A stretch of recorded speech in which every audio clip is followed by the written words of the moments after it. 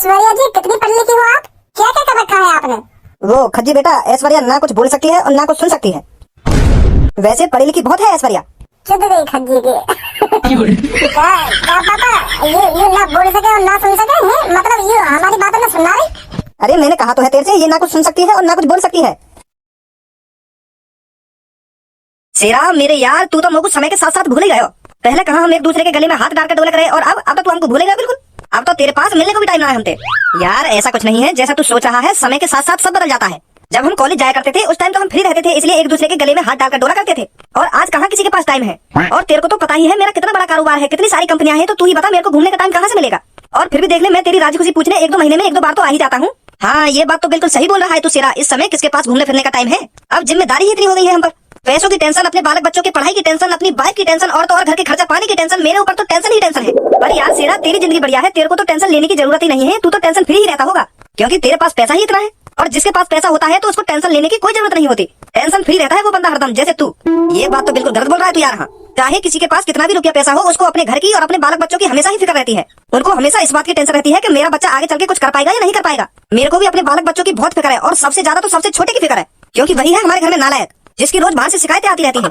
मैंने तो मन में सोच रखी है, अगर मेरा छोटा लड़का सुधर जाए ना तो मैं अपने पूरे मोहल्ले में लड्डू बंटवा दूंगा। लड्डू बहुत परेशान हूं मैं तो उसको लेकर। अरे शेरा, हर एक घर की यही कहानी है, हर एक घर में एक शैतान बच्चा तो जरूर होता है जो बहुत शरारतें करता है।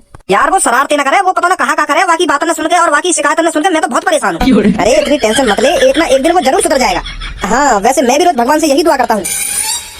अरे इन सब बातों को छोड़, मैं तो तेरे को बताना ही भूल गया, मैंने तो यहाँ किस लिए बुलाया है। तो क्या हो गया बता देना। वो यार धारा, मेरी एक लड़की है ऐश्वर्या, मैं उसकी लाइफ को लेकर बहुत परेशान हूँ। हाँ? मैं यार 2 सालों से अपनी बेटी के लिए लड़का ढूंढ रहा हूँ, पर लड़का मिला नहीं है। मैं बहुत परेशान हूँ अपनी बेटी को लेकर, उसकी शादी की उम्र भी हो गई है, पर मेरे को लड़का मिल ही नहीं रहा है कोई। तो इसलिए मैं सोच रहा था, तेरे पास 2 लड़के हैं, क्यों ना मैं अपनी बेटी के साथ उनमें से किसी एक से करा दूं। मैं तो तेरे को बचपन से जानता हूँ और तू भी मेरे को बचपन से जानता है, क्यों ना हम इस दोस्ती को रिश्तेदारी में बदल दें, क्या बोलता है। अरे यार मेरे को तो बहुत खुशी होगी जो तेरी लड़की मेरे घर में आएगी, मेरे को इस बात से कोई एतराज नहीं है। लो मेरी बेटी भी आ गई, नमस्ते कर रही है तुझको। हाँ नमस्ते बेटा नमस्ते। अच्छा तो ये है तेरी लड़की, बहुत सुंदर है। क्या नाम है बेटी तेरा? बेटी नाम क्या है तेरा? अरे बेटी, मैंने तेरे से तेरा नाम ही तो पूछा है, रो क्यों रही है? अरे वो क्या है ना, मेरी बेटी बोल नहीं सकती।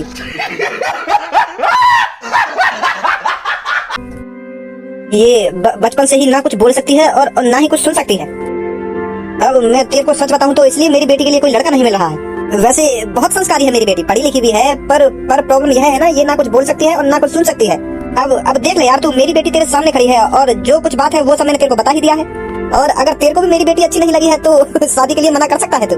वैसे भगवान ने कोई ना कोई लड़का तो बनाया होगा मेरी बेटी के लिए। सही बोल रहा हूँ ना मैं?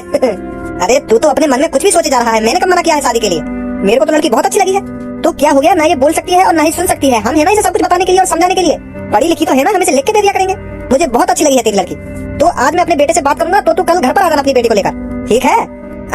हाँ ठीक है। तो अच्छा मैं चलता हूँ, मेरे को अभी बहुत काम है। तो एक बात और, अपने लड़कों से शादी की बात करने से पहले एक बार बता देना कि मेरी बेटी ऐसी है। अरे यार तू इस बात की बिल्कुल भी टेंशन मत ले, मैं हूँ ना। अगर मैं इस शादी के लिए राजी हूँ तो मान ले मेरा बेटा भी राजी है। तो ठीक है, मैं चलता हूँ, कल बात करता हूँ तेरे से। हाँ ठीक है। अरे मेरी बेटी, तू अब भी रो रही है। भगवान जिसके साथ जो करता है अच्छे के लिए करता है। आंसुओं को पहुंच ले बेटी।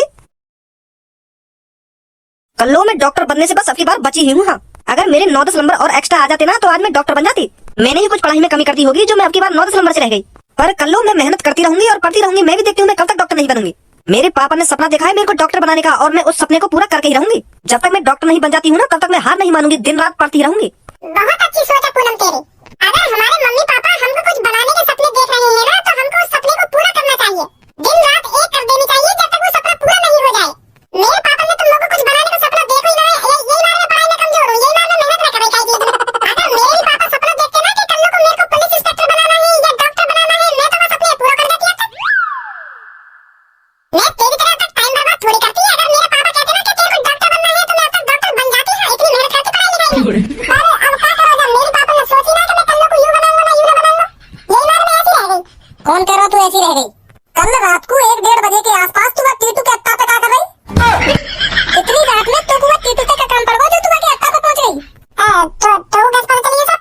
हमारी 7वीं मंजिल पे तो पूरा शहर दिखे, और ऊपर तो मैंने एक दूरबीन खरीद रखी है। अगर मुझको लगे ना कि यहाँ के घर में कुछ गड़बड़ चल रही है तो मैं बस दूरबीन पे ताका झाकी करने लगूंगा के घर में। तो ऐसी कल रात मुझको टीटू के घर में गड़बड़ लगी।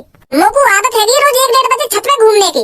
तो जब भी मैं रात को छत पे हवा लेने आया करेगा तो टीटू के घर के सारे बल्ब बंद रह रहे और कल बाकी दूसरी मंजिल का बल्ब जल रहा तो मोको कुछ गड़बड़ लगने लगी।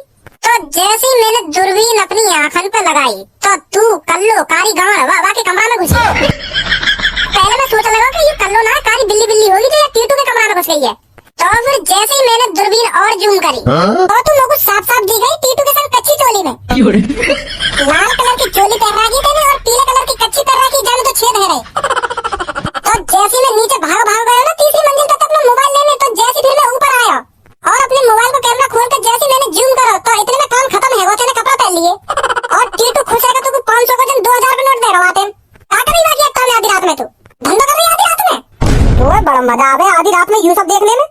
मोको यूसुफ देखने में मजा ना आवे मोको आधी रात पे छत पे घूमने में मजा आवे। और जब मोको कुछ गड़बड़ लगे तो यही मार मैं दूरबीन दिखा के घर में देख लूं कि यहाँ के घर में कुछ गड़बड़ ना है रही हो कहीं चोर बोलना घुस जाए बाद में मैं दिखा दूंगा कि यहाँ ने चोरी करी। पर यू टीटू के घर में कच्ची चोरी पता ना कागुल खिला रही। तेरे पापा ने तुमको धंधा वाली बनाने का सपना तो देखना होगा जो तू आधी रात में यूसुफ खान कर रही है। शर्म ना आवे तुमको? बहुत देर रह गई बहुत देर तक सुनी ना तेरी बात ने अभी बहुत बंद करना सुनी।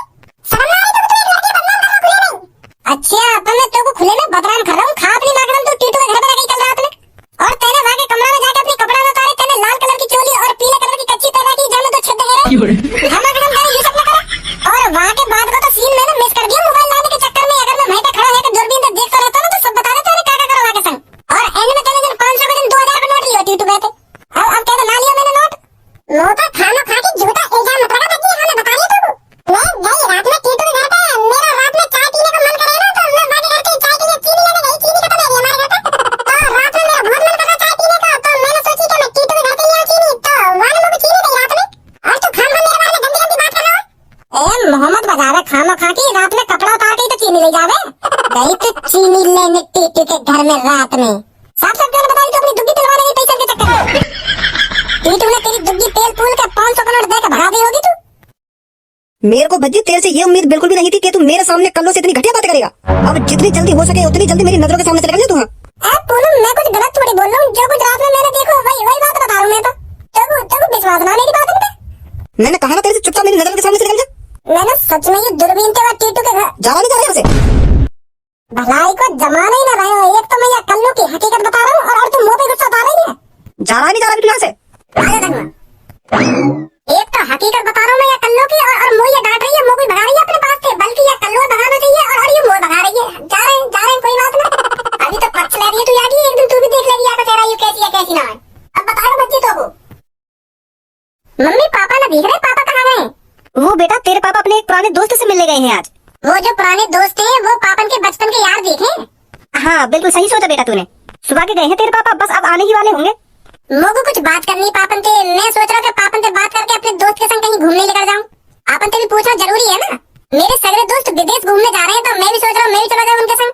हाँ सही बात है बेटा तेरी पर मम्मी मैं जा तो जब ही पाऊंगा ना जब पापा हामी भर देंगे कैसी कैसी बात है? बहुत सही सोचा बेटा तेरी ले आ भी गए तेरे पापा। अरे बहुत सही हुआ जो तुम दोनों मेरे को यहीं मिल गए। वो पापा मोको तुमसे कुछ बात करनी है। तू अपनी बात है मुझको बाद में बताइयो पहले अब तू मेरी बात सुन। मैं तेरे लिए एक लड़की देख के आया हूँ बहुत खूबसूरत है मेरे जिगरी यार की बेटी है और मेरे जिगरी यार की आदत बहुत अच्छी है तो इसलिए मैंने उससे उसकी बेटी की शादी तुझसे कराने के लिए हामी भर दी है। पर पापा हामी भरने से पहले मुझे एक बार पूछ तो लेते मैं शादी के लिए राजी हूँ या ना हूँ। तुम मुझे बिना पूछे शादी के लिए हामी भरी आई अपने दोस्त से। पहले मुझे पूछते आके कि बेटा शादी करेगा या ना करेगा तब अपने दोस्त से हामी भरते शादी की। अब मैं तोते पूछ तो रहा हूँ शादी की और अब तो तेरी शादी लायक उम्र भी है गई है। अगर तू अब शादी ना करेगा तो कब करेगा शादी? तेरे पीछे पीछे भज्जी भी शादी लायक हो जा रहा है। अगर तेरी शादी ना होगी तो यहाँ की शादी कैसे हो जाएगी फिर? और यही मार मैं अपने दोस्त से हामी भर आया हूँ तेरी शादी भी। शादी तो करनी है ना एक दिन चाहे शादी आज कर लो चाहे कल कर लो और शादी जितनी जल्दी हो जाए ना उतना ही अच्छा होता है। वो बाबा मुझे एक बार पूछते तो सही कि मुझको कैसी लड़की चाहिए। अगर वो लड़की मुझको पसंद ना आई तो तुम्हें बताओ मैं कैसे कर लूंगा बातें शादी और कैसे रह लूंगा मैं जिंदगी भर आगे संग।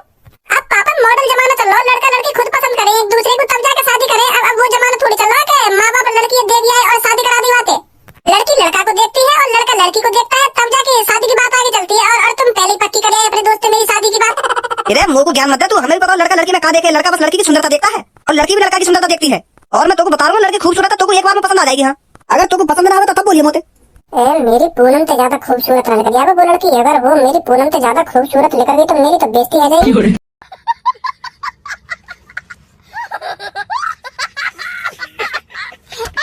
बाहर वाले देख रहे हैं कि भज्जी तो ज्यादा खज्जी की बहुत खूबसूरत है, ऐसे ऐसे तो मेरी बेइज्जती ज्यादा करेगी चौड़े में। हे भगवान, मेरी पूनम तो ज्यादा खूबसूरत ना हो वो लड़की, ऐसे तो नाक कट जाएगी मेरी।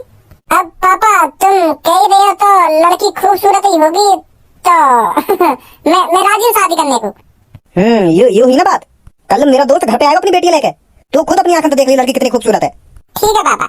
तो अब बता क्या बात कह रहा तुम होते? वो पापा मैं यूँ कह रहा हूँ कि मेरे यार दोस्त विदेश घूमने जा रहे हैं तो मैं भी चला जाऊँ उनके संग। ना मत जा, अब कहीं मत जा घूमने। अब तो तू शादी के लिए राजी भी है तो मैं तेरी जल्दी से जल्दी शादी करा दूंगा, फिर अपनी बहू लेकर जहाँ मर्जी जाइए घूमने। दोस्तों के संग इतना मजा करना जो अपनी बहू के संग आएगा। कैसी बात है भज्जी की मम्मी? हाँ सही बोल रही हो तुम। तो कल अच्छे से कपड़े पहन के रहियो, मेरा दोस्त कभी भी आ सकता है। ठीक है पापा। बस आने ही वाला होगा मेरा दोस्त। खज्जी जैसे ही मेरा दोस्त इस कमरे में आए ना तो तेरे को समय पहले नमस्ते करनी है उनसे, कहीं भूल जाए नमस्ते करनी। मेरे दोस्त को भी लगना चाहिए कि हाँ तू बहुत अच्छा लड़का है। ए पापा जानो तो हटो, तुम मेरी आदत है फिर भी तुम ऐसी बात कर रहे हो। तुमने आज तक मेरी एक भी शिकायत सुनी है? मुझे जानकारी है इन सब चीजों की। अगर कोई बड़ा घर में आए तो समय पहले उनके पैर छूने चाहिए और नमस्ते करनी चाहिए। बहुत बढ़िया। कैसा लग रहा हूँ पापा मैं? लड़की वाले तो को देखने ना आ रहे, खज्जी को देखने आ रहे जो तू बन के रेडी है वो है। कोट पैंट में उतार दे, मेरे दोस्त की सेवा पानी कौन करेगा? उनके लिए चाय पानी बिस्किट नमकीन कौन लाएगा? है आगे तो यहाँ पे 3 पीस अंदर पैर के। पापा तुम भी पता ना कैसी बात कर रहे हो। यू बात तुम लोग भी पता है कि खज्जी देखने वाले आ रहे हैं। अब तुमका चाहोगे मैं उनके सामने ऐसी कंजर बन के खड़ा रहूं? बेइज्जती करवा लूं उनके सामने? जो वो अपने घर पे जाकर अपनी लड़की से कहने कि उनका छोटा लड़का तो बहुत गंदा रह रहा है, नहाए धोए भी ना जाएगा। उतारिए 3 पीस में, उतारिए 3 पीस में। पापा आप भज्जी ने 3 पीस पहन लिए तो काय को उतरवा रहे हो? पहन ही लें दो, उतार देगा जब वो लड़की वाले चले जाएंगे। अरे बेटा मैं हमारा बोल रहा हूँ, अगर उनकी सेवा पानी में लगे तो ये गंदे है खामा खाई। या तो बढ़िया कोई सिंपल कपड़े पहन ले, तो यूं कहेगी ब्याह शादी में तो जाना रही 3 पीस में पहन के आएगा यहाँ पे। कोई बात ना पापा, अब कहना 3 पीस पहन लिए, अब मत उतारियो, ठीक है? लगता है भज्जी तुमने नाराज कर दिया। नाराज होने वाली क्या बात बोल दी मैंने? आते नाराज कर दिया ना, नाराज कर दिया। अरे सब ठीक ठाक हो? नमस्ते अंकल। नमस्ते बेटा नमस्ते। अरे हम तेरा सुबह से इंतजार कर रहे थे, कहाँ रह गया था? अरे यार आने में तो देरी हो ही जाती है। अरे चल कोई बात नहीं, बैठो। अरे बेटी तू क्यों खड़ी है, तू भी बैठ जा। खज्जी बेटा देख ले, ये है वो लड़की जो तेरे सामने बैठी है, जिससे तेरी शादी होगी। पसंद है तेरे को लड़की? हाँ पापा पसंद है मुझको। मैं तेरे को पहले ही बोल रहा था लड़की खूबसूरत है, तेरे को एक बार में पसंद आ जाएगी। हाँ पापा वाकई बहुत खूबसूरत है ये। यूँ तो सच में पूनम से ज्यादा खूबसूरत है। क्या नाम है आपका? है क्या नाम है आपका, बताइए ना। अरे आप शर्माइए मत, नाम बताने में कैसे शर्माना है। जितनी ये खूबसूरत है नाम भी उतनी खूबसूरत हो गया को। अरे बेटे ऐश्वर्या नाम है बेटी का। यार की तो शकल भी हीरोइनी जैसी है और नाम भी हीरोइनी जैसा है। ऐश्वर्या, मुझे लग रहा है कि बोली भी हीरोइनी जैसी होगी। ऐश्वर्या जी कितनी पढ़ लिखी हो आप? क्या क्या कर रखा है आपने? वो खज्जी बेटा ऐश्वर्या ना कुछ बोल सकती है और ना कुछ सुन सकती है। वैसे पढ़ी लिखी बहुत है ऐश्वर्या। चुद गई खज्जी के।